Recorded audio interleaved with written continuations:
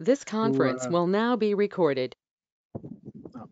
As you heard, the conference will be recorded for other participants to review later on. I'd like to introduce you to my colleague Govert Gijsbers, who will give us a lecture on Digital Innovation Hub governance. During the presentation, I'd like you to mute. If there's any questions, please use the chat. I will monitor that and try to interrupt Govert when needed. At certain points during the presentation, I would like to invite you to use Mentimeter. When that's relevant, I will interrupt Govert and ask you to switch to a web browser. I wish us all a very informative meeting. Govert, please take the mic. Thank you. Thank you, Frank. I'm very glad that we have so many participants. Can you all hear me loud and clear? Let me check that first. All good here. Good. Yes. Okay. Yes, great. Yeah. Good. As I said, very glad so many people have joined for this topic. Let me see. Well, you see, we will be talking as part of work package 4 this afternoon. We will be talking about some governance issues. There will be some questions to the public. There will also be an opportunity for you to ask questions at the end. So let me now start with the first slide. And let me see how I get this moving. Yes, just a click. Frank, you'll have to say there's something wrong with the numbering of the slide, so you'll have to remind me when you want me to stop after the slide 9, so you can do that. What am I going to present this afternoon? First, a few slides about governance concepts. There's always a lot of discussion on that. Why is it important that we discuss governance for digital innovation hubs and for SmartAgriHubs? What are some of the key governance issues that digital innovation hubs have to deal with? An example from the Netherlands, and I hope that Marga is participating, and some questions and both ways, I think. Governance has been described as a term that is widely used but seldom defined. It's a bit of a loose term, so to speak. It's often defined in something like the rules of the game, in parentheses. It's about the rules that prescribe who should make decisions, be responsible for execution of programs, and for the conduct of a partnership or organization, and how the conduct should be exercised. That's rather formal, but that gives you an idea. But it's generally speaking, it's about rules, and those rules they can emerge, they can come up in different ways, and they may be set top down a priori by a government or by a company even, or they may sort of emerge in a more bottom up and informal and consultative manner. So that implies that you have both hard rules and soft rules. So you have laws, and you have the hard rules are sort of codes and legal regulations and protocols, everything that's been codified, so to speak. And you have soft rules that are more of norms and practices, more generally things like the way we do things here. That's also part of the governance of an organization, and that also reflects that you have these formal rules can both come from public or from private corporate law. I don't want to elaborate a lot more about the theory and about the concepts, because we can spend hours on that. But let's move. Why is it important to? Why is governance important for digital innovation hubs? Well, for a number of reasons. First of all, hubs address societal challenges, so they they act as public-private partnerships for innovation. So that means that a lot of organizations are involved and setting up a digital innovation hub is usually a rather complex affair. It's because digital innovation hubs are, as we call them, multi-stakeholder organizations or networks. It's important that sort of the basic rules for behavior, the rules for decision making, the organizational responsibilities, etc., that they are well described. And it's more difficult to do that for a multi-stakeholder organization such as a digital innovation hubs than it is for a single organization such as a company or a foundation. It's also important. You can see, well, there's the complexity of the digital innovation hubs makes it important that we pay attention to these governance questions. And you know, most of you will have seen this the blob, as we call it, the figure with the digital innovation hubs consisting of a number of composing elements, so to speak, competence centers in charge of R&D, companies or industry organizations, extension agencies, cooperatives maybe in the agricultural sector, government organizations, educational institutions to ensure transfer of skills and building up of skills. So overall,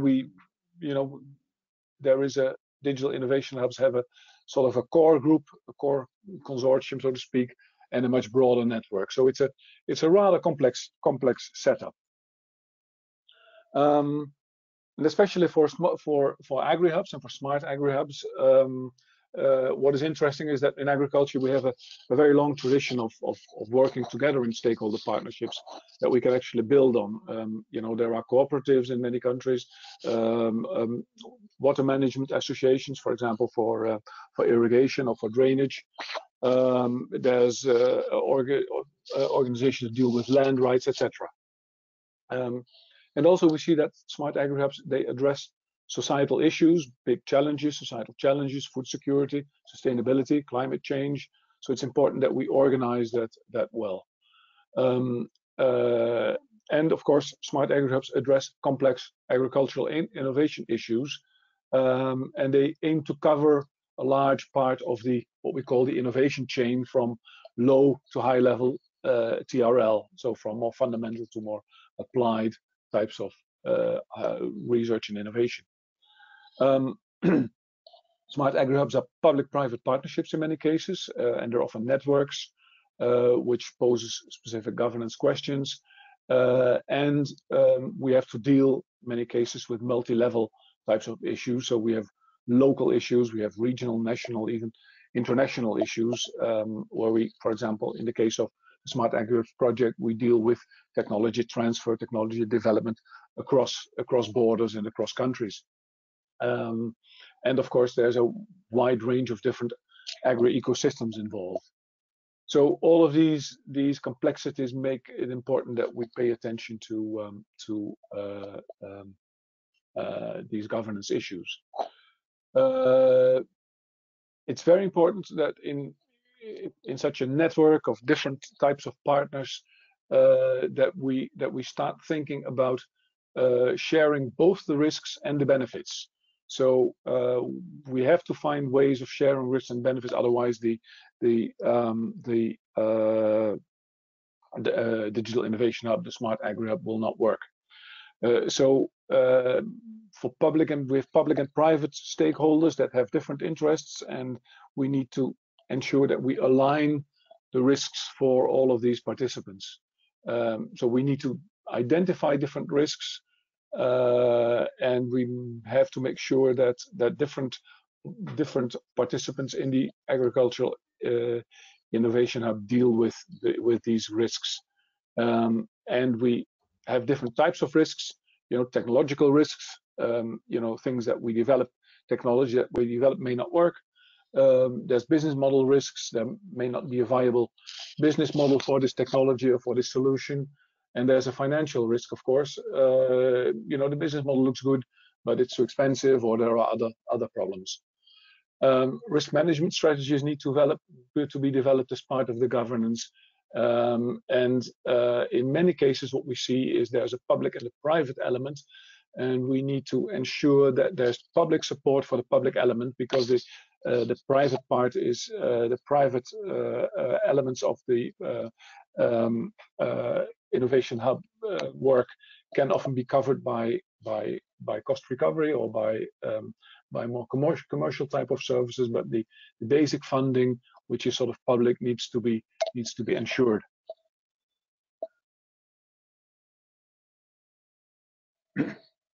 Okay, to go a bit more into detail about what governance is all about and the governance issues, I've clustered them in what I've called 3 governance dimensions for digital innovation hubs. And the governance must make sure that all of these 3 dimensions are both aligned and consistent. So one set of governance issues deals basically with the policies and the strategies, and it asks the fundamental question: is why are we as a digital innovation hubs? Why are we on Earth? Why are we here? What's our purpose?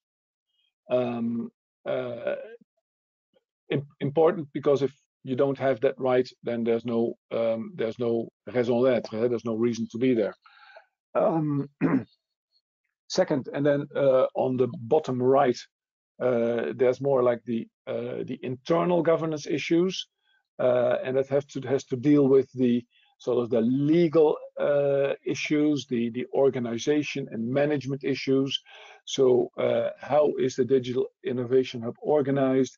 How is it steered? Who's giving orders to whom? Who's taking the decisions, etc. So that's sort of, you can call that the internal governance aspects. And then third, bottom left at the figure, there is more the external part, external component, which is important for Digital Innovation Hub, as there are many stakeholders, and it's important that we that the Digital Innovation Hubs is accountable to those stakeholders, and that we actually account for the funds that we are using in the part, that we are accountable for the results that we achieve. So I will go into a bit more detail into each of these 3 dimensions. Let me see. Okay, the policies and strategies part. So that's the top orange circle there. Purpose and goals of the Digital Innovation Hub. We need agreement on that. Multiple partners means that they have multiple goals, and they're participating in the Digital Innovation Hub for different reasons, and we need to align those reasons. We have to ensure that that possible conflicts do not emerge, and that you create a sound basis for different types of parties to work together. It's also the link to the policies and the strategies is the link to addressing the societal challenges. For example, dealing with complex issues such as climate change. Another challenge for the hub is, of course, to realize and to create economic opportunities and develop new business models for hubs to build on smart specialization, to exploit the advantages of a certain region that they are based in. We also need to make technology choices about the types of technologies that we're focusing on. Are we, focusing just on, say, robotics for horticulture, or are we a much broader Digital Innovation Hub focusing on many aspects of agriculture? And do we address more fundamental or more applied work? I think we see most of the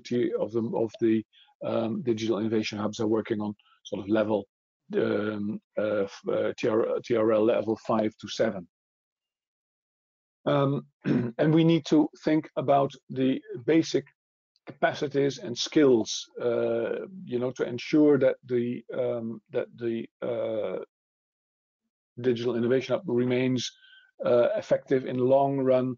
We need to make sure that we do community building, alliance and network management, that we understand technologies and that we can assess technologies, and we have the appropriate business development skills. So that's the first one. I don't know, Frank, when did you want to pose your question? Is that after the next slide? After the next one. Okay, after the next 2 slides then.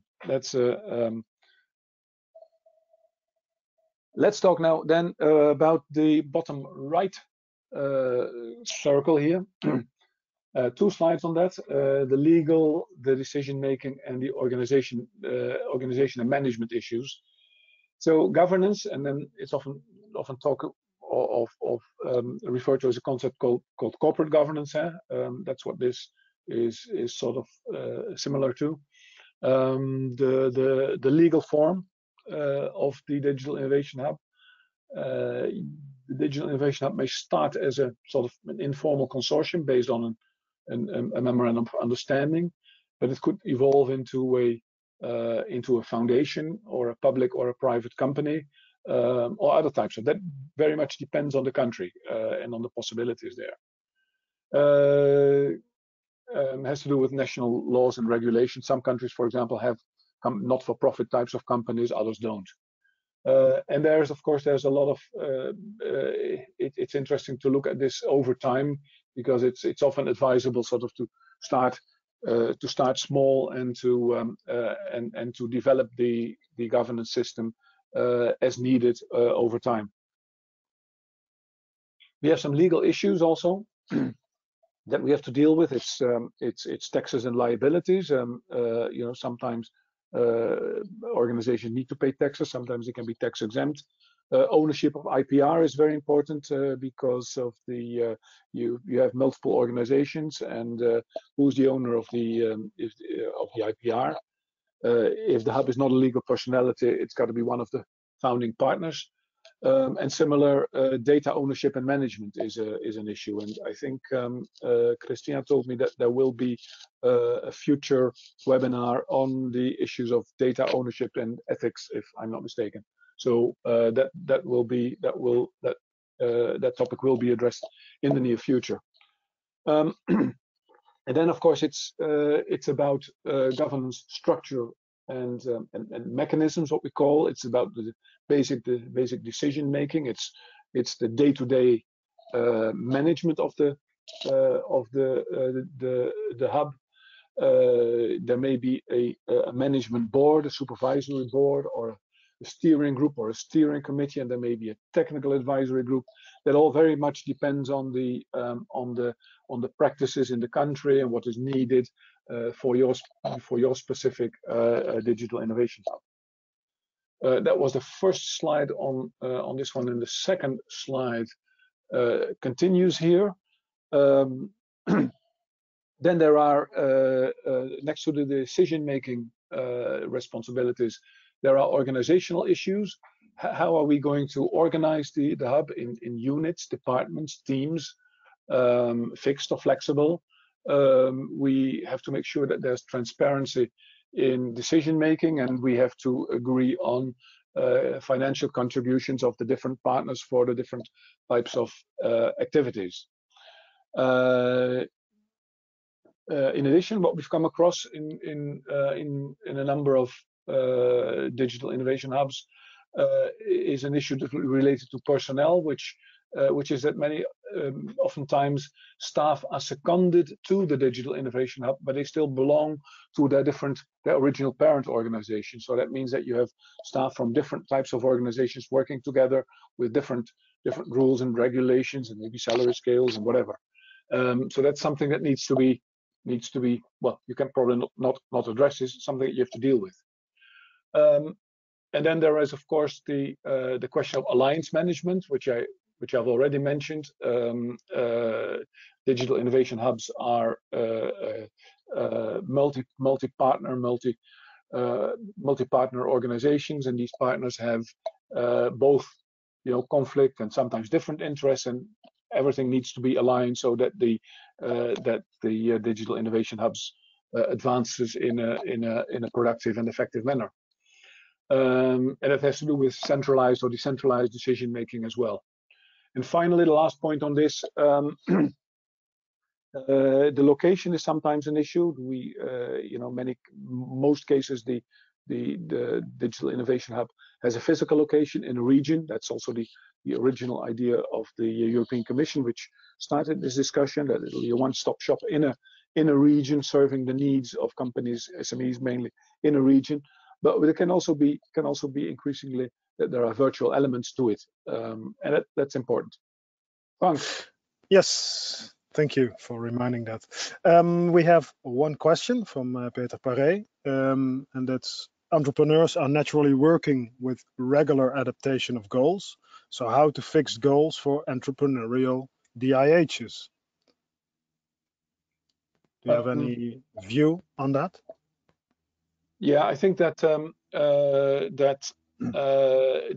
there's this you need to strike a balance between between strategies and sort of longer term objectives, and the flexibility that is needed to deal with unexpected events, or with new market opportunities, or as we are facing now with the Corona crisis. So I think striking a balance there between sort of overall long-term goals and objectives, and the flexibility to respond to emerging challenges, that's an important one.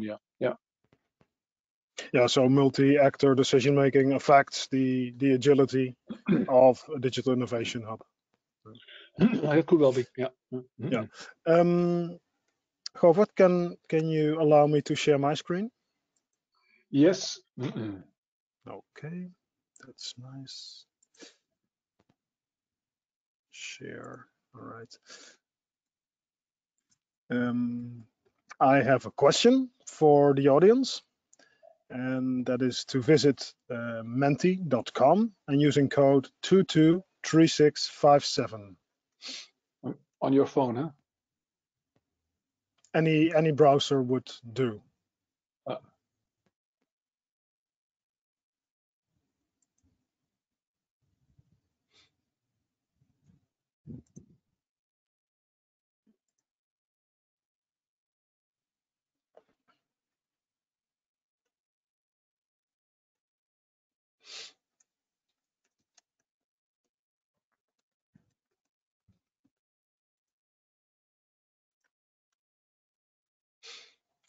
Some answers coming in.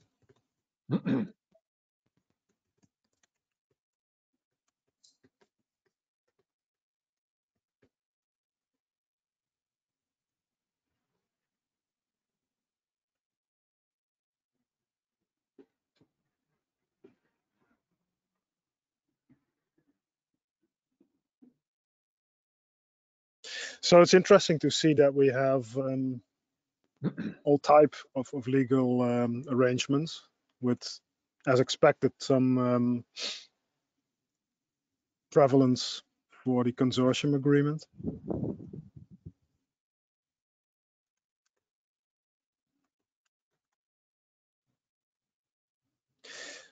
I am curious to hear a little bit about the other types, if the participant is willing to reveal him or herself and explain what other means. That would be of our interest. Hi, Ken. This is Marga. Go ahead. I mentioned others, so if you want me to speak up. Sure. Yes, please. Well, my name is Marga, and our cluster is a SmartAgriHub, And this cluster is more or less formal in the way that we have some members,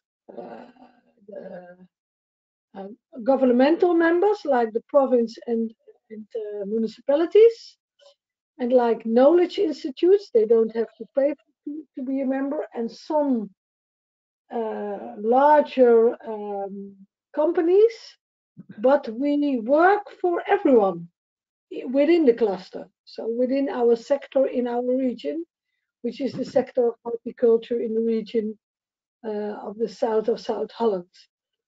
And well, therefore, it's very informal, this partnership, but there is a sort of leading, you could say. I work more or less for this cluster, but it's very difficult because within our digital innovation hub, all the partners do their own activities, organize their own activities. And what we would like, and there is a lot of activities already, and there was also a lot of ecosystem building already. But what we would like to do is to have more coordination on that. And this is quite a thing, you say, to organize that, because, well, also not real members of our cluster have their large activities. And there is not very much like a network, huh? Problem. It's more like a network. Yes, certainly. Yeah. Yes. Yeah. Nice. Yeah. Good to hear. Thank you, Marga. This is insightful. I can understand how this comes about and why it comes about, but also the complexities that it brings about, indeed. All right, I am closing the voting on this one, and would like to give the word back to Govert. Yep. Let's see if we get back to the how I go back to. I see the list of participants here. How do yes, you may make a presenter. Okay, you should be a presenter now. Yes, I am. Okay. Yes, I hope you can see my screen again, the presentation, the PowerPoint. Yes, we do. Okay. Then let me then move to the third angle of governance, this external stakeholder accountability set of issues. Okay, again, sort of repeating myself, I think here different roles, responsibilities, and interests. An very important issue is how do we involve industry, SMEs, and in our case farmers. Digital innovation hubs can be, private sector, industry driven, but not industry owned. SMEs are, for the Commission and for us and farmers, are the key stakeholders, beneficiaries. Financial contributions and cost recovery are an issue. Do we ask the beneficiaries and the participants, the farmers and the SMEs, are we asking them to pay, or do we provide services for free? Do we have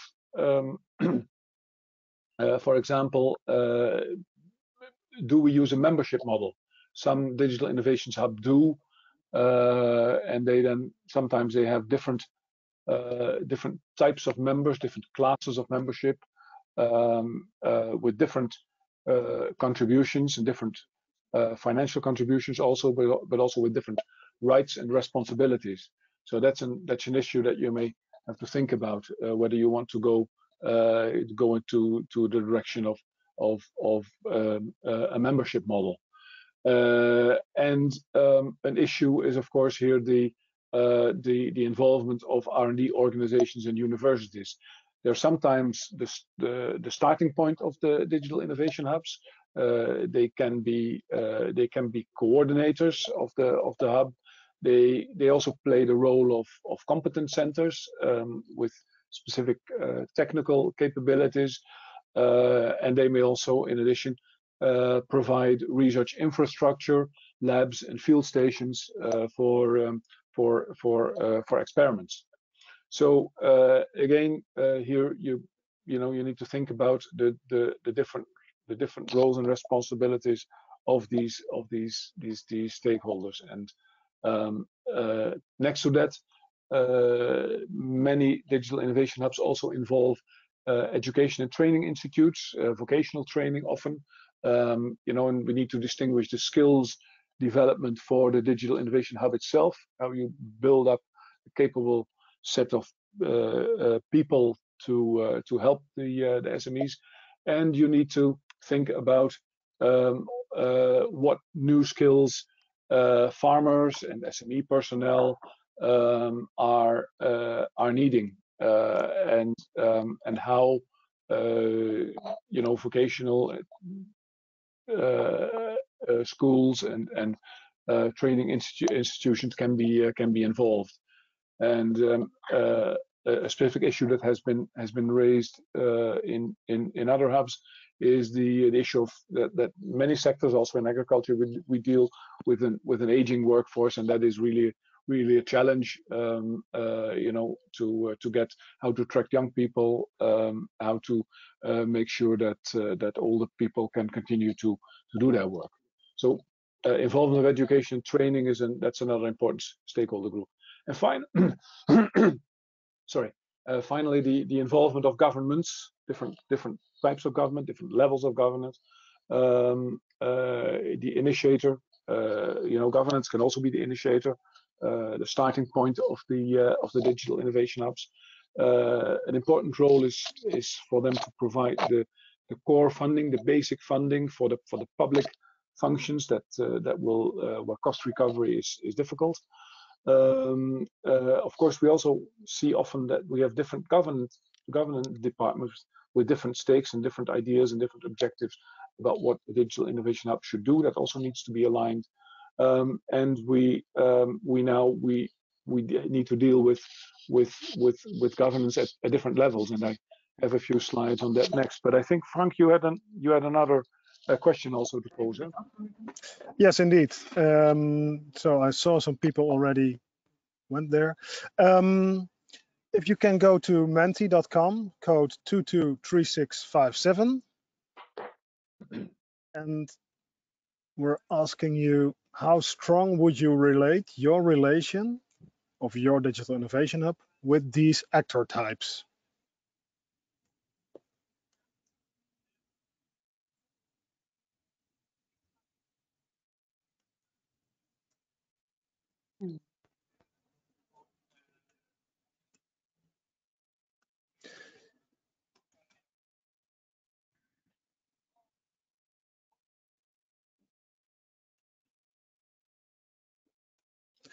So of course, what we will see is an average. So I'm curious how that average looks like.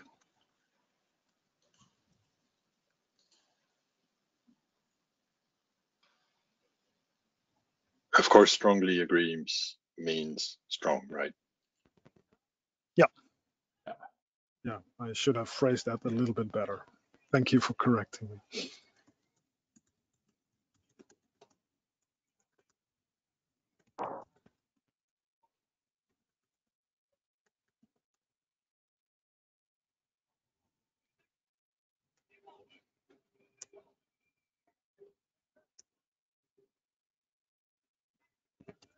All right, this is an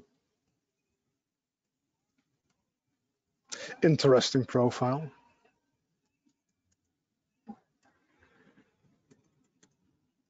Yeah. If there's anyone willing to comment on the rating of the other dimension, I would be interested to hear that.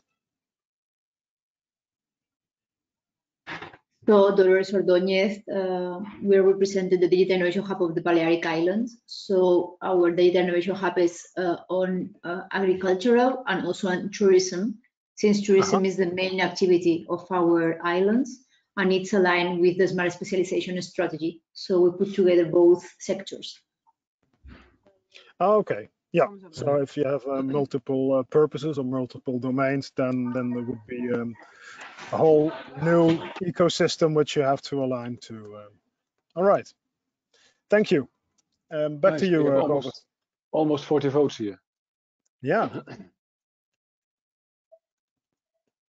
Okay. Let's see. That was we covered this one.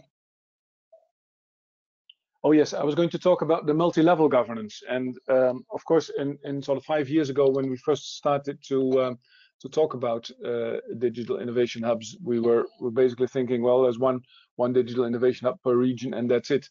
But at the moment, you know, this has really evolved over the last, say, 3 or 4 years, and we now see sometimes we see different digital innovation hubs in regions. Sometimes, you know, there's one in agriculture and one in manufacturing in the same region. You know, is there some cooperation possible in for example in skills development?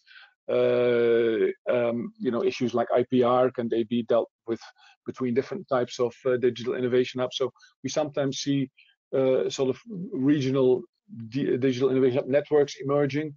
We, in some countries, smaller countries, we see things taking place at the national level, and the European Commission is, of course, strongly promoting this idea of cross-border digital innovation hubs networks. And in the new Horizon Europe project, there will be a program on European digital innovation hubs, which with the explicit goal of promoting, encouraging cross-border cooperation between hubs. So this has become over the last 4 or 5 years, this has become quite a complicated, complex landscape.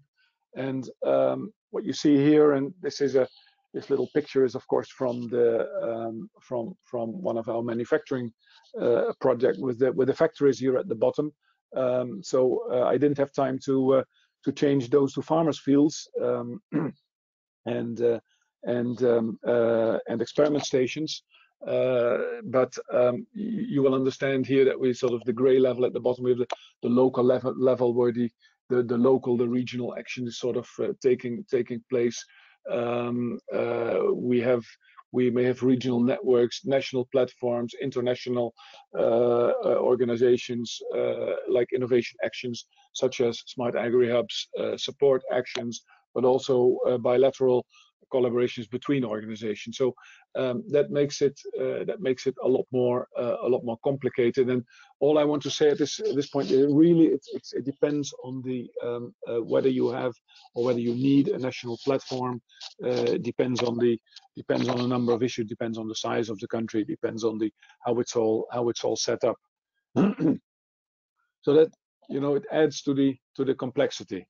And here, if I may ask, you already heard a short intervention by Marga. As an example, we have from the Netherlands an example of one of the SmartAgriHubs that has sort of set itself up as a network with a bunch of partners and organizations involved. Marga, may I ask you to tell us a little bit about the Greenport Horticulture Hub and how it's set up and how you deal with these issues?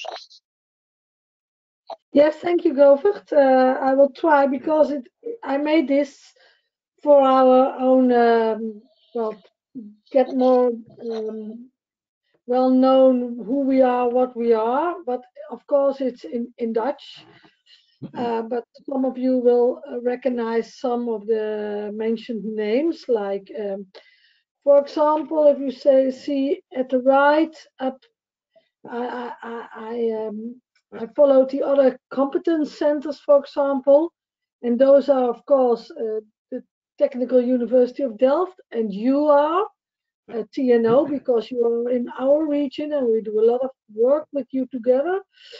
And the Wageningen University, the Bleiswijk part of Wageningen University, which is really dedicated to horticulture. So those are the competence centers. we say that our Horti campus has at this moment three physical places where we really do our activities. We have our activities. Those are the campus in Westland, the campus in Bleiswijk, where the Wageningen University is situated, and the campus in Delft, where the university and the applied universities are situated. So it's all about a cluster. It's all about a network. A lot of people do not know really at this moment that they are partner in a SmartAgriHub.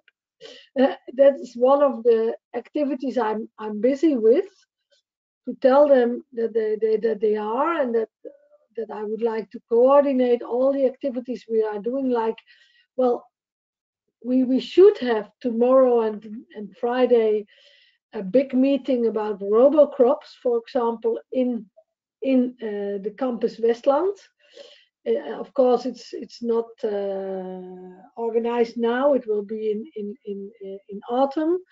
But this was a large activity which was done by the campus organization and the University of Delft and Innovation Quarter, which you see somewhere else. Yes, because they are investors and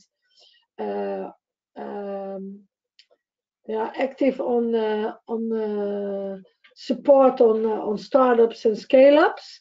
So already a lot of activities are done by groups together in our cluster. So the ecosystem is working very well. But well, the people do not know that we are a SmartAgriHub, and if they know, we can maybe strengthen the ecosystem a little bit more. So that's why I try to make this figure in the way as we are organized. And so you see investors like Innovation Quarter and banks, and you see other digital innovation hubs like Robo Valley, who will also be active in this RoboCrops meeting, so already active with us.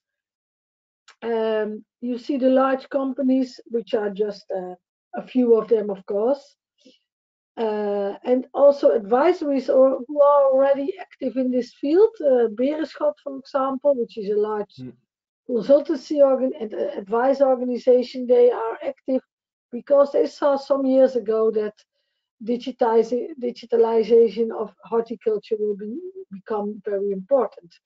So that's what's happening in our campus. A lot. We are not well organized for a lot of things yet, but I think the ecosystem is quite good organized. So I try just to make this figure, and I would say to everyone, it will help you if you do it yourself. Thank you. Marga, very nice. Thank you very much, Marga. Very interesting. We have a question from Maryline. And the question is, what are the perspectives of this hub with COVID-19? Oh, well, as you hear, a lot of our meetings are postponed, and our sector, our cluster, the sector has a lot of problems with the cluster with COVID-19. We are the horticulture sector, the greenhouse cluster of the Netherlands, and the largest, and we have a lot of problems because all our employees coming from the eastern part of Europe went home. That's one of our problems. The other problem is that we cannot sell our products anymore. We can sell some vegetables. That's possible, but flowers and ornamental plants, for example, is really a problem. So it's quite difficult now, I think, to make the farmers, the growers, we call them growers, to make them interested in our activities. But I'm sure that although we will have a big financial crisis, that they will become interested again. And we have activities some of them are very low, just like make them aware about digital security. One of the problems we have just that they leave open their computer office, for example, and someone can get in. That's the very simple awareness. And the other thing is be aware how important digitalization is already and will be in the future. So that's for the farmers who are not very active at all on this side, but a lot of them are already. And for example, a lot of greenhouses are very much automatically and will become more and more. So I'm sure that although we have real problems, that this hub will go on, not as fast as we would like, but we will stay. I'm certain. Thank you. I also have a question, Marga, because you in your earlier contribution you mentioned that this whole complex setup that we're seeing on the screen is sort of, let's say, managed as a rather open, informal network. Is that to you? Is that the most ideal situation, or are you looking to develop this into something more formal, say a foundation or whatever, a company or a... Well, we are a part of the Greenport West Holland, which is a formal organization, even by law in the Netherlands. Okay.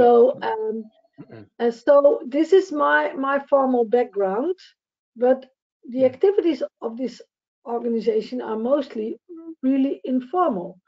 But for example, if we have a discussion with the government, with the national government on activities like energy, then our Greenport is the organization who will be contacted. So in future on digitizing, it will be the same, and we get some questions from the governments who do not know yet that we are a SmartAgriHub. I will tell them tomorrow in a discussion, but we got some questions already. What would you like to do on digitizing? We have, for example, programs. Are you willing to be active? Of course, we are willing to be active. So a part of us is really formal, and the activities with the knowledge centers are really well organized with the universities, etc. But not everyone is a member, so but we try to reach all the growers, of course, to come, and they are all welcome. And most of our activities are without payment, so they are free of fees. So it's difficult because we are not well known. But I started, for example, to make a logo for our SmartAgriHub, which is the same logo as from our Greenport for the Greenport, but then with a digitalization text within it. So yeah, try to make it more well known, but that's quite difficult because our Greenport is in some cases very informal, in some cases very formal. It's very difficult to tell, but that's how it's organized in the Netherlands. Oh, thank you very much, Marga. It was, I think, a very interesting contribution, and it shows that some of the complexities of actually setting up and managing quite an advanced and quite a complex group of stakeholders, as we see here on the screen. I think I have a couple more slides. No, I just wrapping up here, I think, with some of the conclusions. Well, as we've discussed, different dimensions. The best governance model for your digital innovation hub would depend on a large number of factors. That has to do with national legislation, regional characteristics, agroecological zones, experiences with public-private partnerships, capabilities, priorities, etc. So country-specific, region-specific, and hub-specific. You know, we have to make sure that both these formal, legal, and informal elements that have to, how do we actually work together, and how do we create a common culture in our hub, are addressed well and are recognized as being important, to make sure that everything works together in an alliance.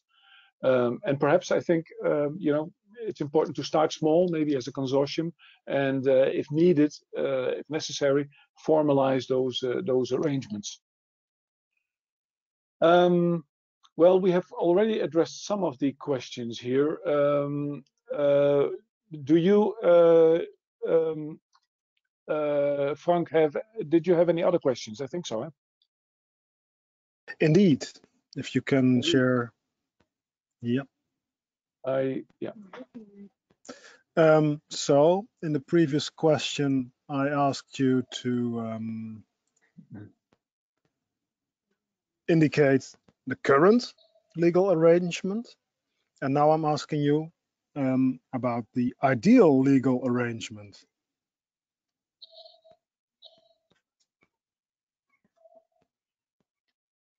We have one or two more slides.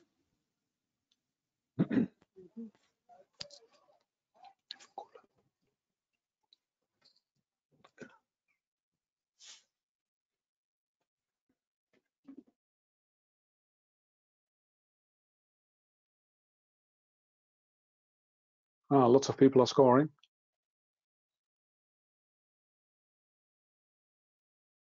Voting, okay.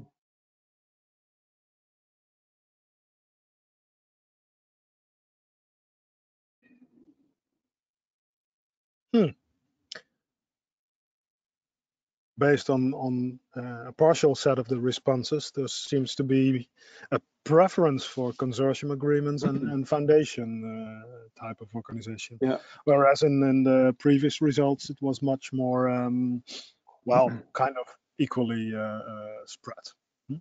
Yeah, yeah. That's interesting. Okay. Keep voting. Yeah.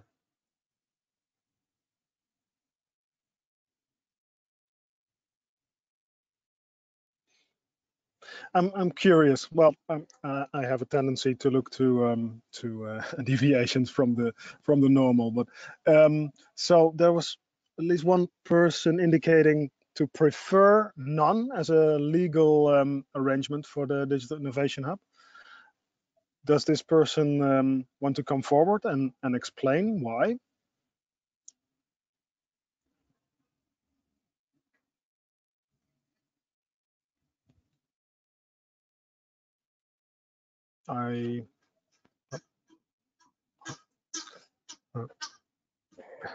That's a duck. Okay, I guess that we let's move on. Yes. Okay. The question is, do you see a membership model as feasible or desirable for your Digital Innovation Hub? 3 response types.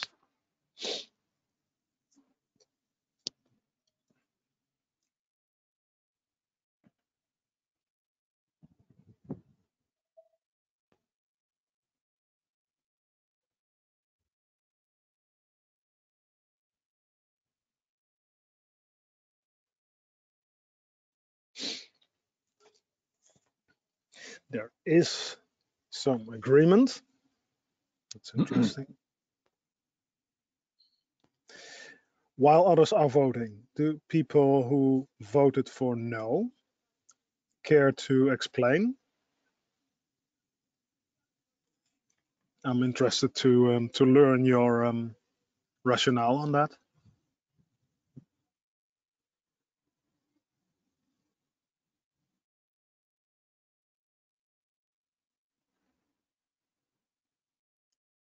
Maybe people who don't know what are the questions about membership models.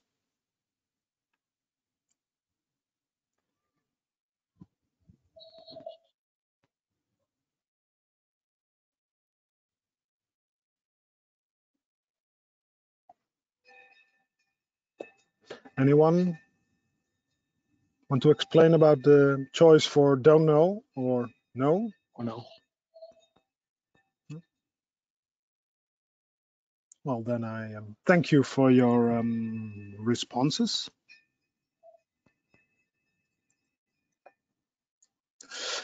This is an open question. What do you see as the most critical governance issue for your Digital Innovation Hub?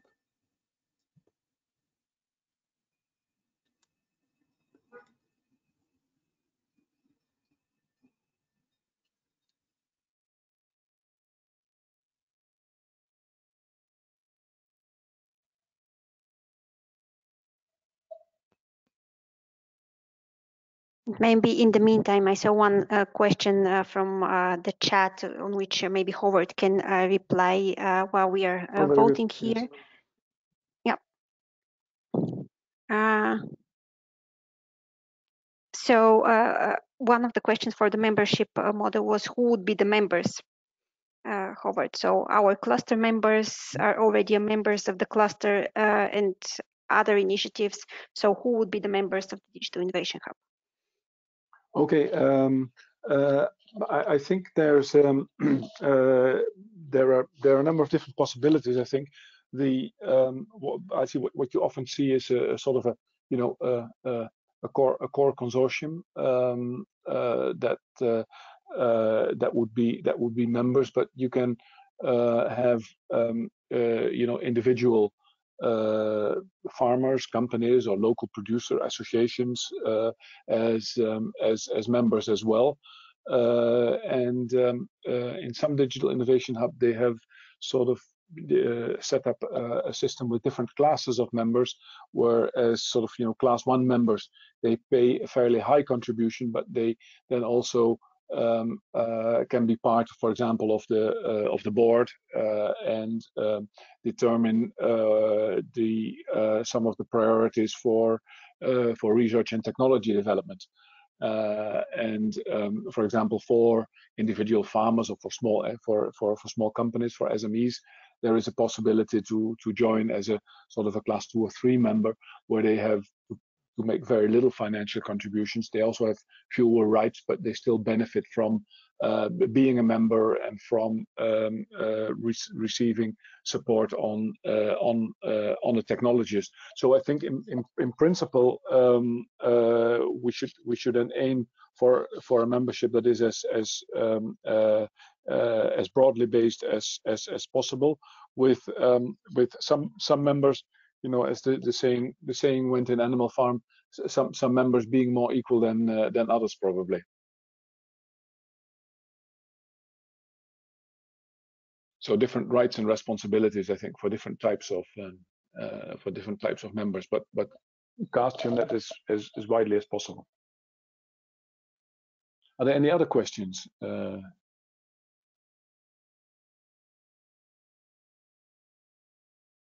I should unmute before talking.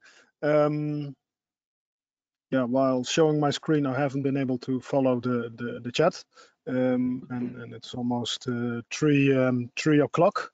So I'll suggest to move on a bit. Okay. Thank you for responding. We're getting a lot of responses in on the critical governance issues, which is nice. Yes, definitely. We'll cluster these and put them on a report in the portal, because it's very valuable to us. All right. We have some. Yeah. Can you hear me? Just before you close, I'm Paola Boscro from the Italian Institute of Technology, and I'm involved together with Andrea Pagnin, that is also connected. We are both working on a DIH project. So at the moment, we are working on the definition of the business model for this pan-European network. And as a quick question, I was going to ask you whether you thought about effort exchange systems to regulate the relationships between different digital innovation hubs. So not only in terms of how to govern and how to design the governance mechanism of one digital innovation hub, but how to regulate the governance of several at the same time. Have you ever thought about these like pan-European mechanisms? Yes. Yes. Yeah. Go Yes. ahead, Yeah. We have been discussing this in several contexts, also within the scope of SmartAgriHubs.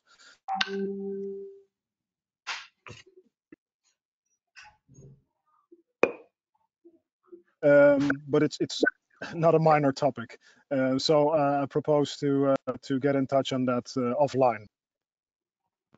And let me see if. What was your name again? I can type on the chat. It's Paola Boscolo. And my email. Okay.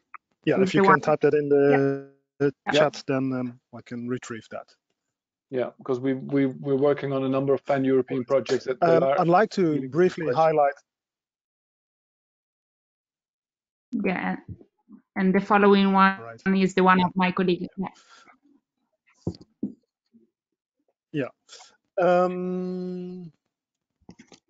All right. We have some upcoming webinars. In May, it's the data sharing in agriculture and the code of conduct webinar scheduled. For June, we have a webinar on strategy for digital innovation hubs.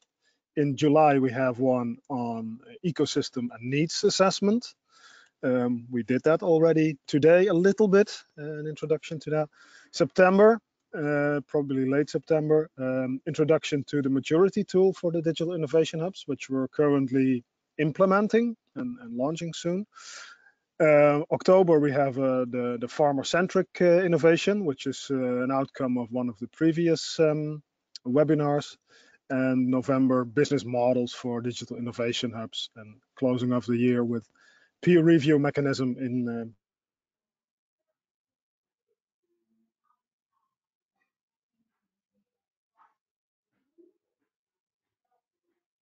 You still there, Frank?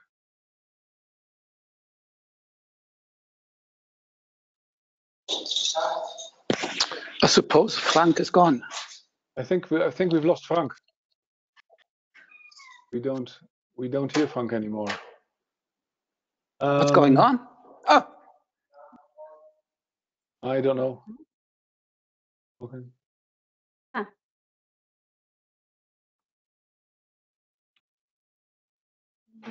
Check the shared screen.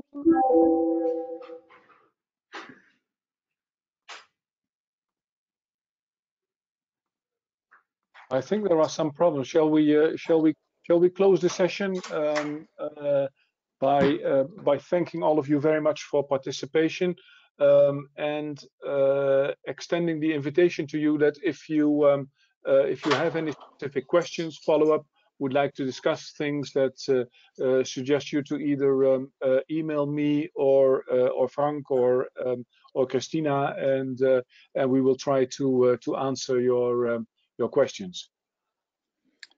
Thank you very much for the webinar. And we are looking forward to get the slides. Yes, of course. We will share the slides and the recording with you, and update you on the upcoming webinars as well. Thank you very much for the participation. Okay. Thank you. Suggest to include the chat information in the mail that we get afterwards. Thank you very much. Could you just repeat? Suggest to include what information? Sorry, I couldn't hear. There is some interesting information in the chat. Yes. So yes. Yeah. Just we would extract all the messages. Put that in the mail. That would be interesting. Thank you. Okay. Thank you. Thank you. Bye bye. Bye bye. Thank you. Bye. Thank you. Bye. Great job. Thank you. Bye. Bye.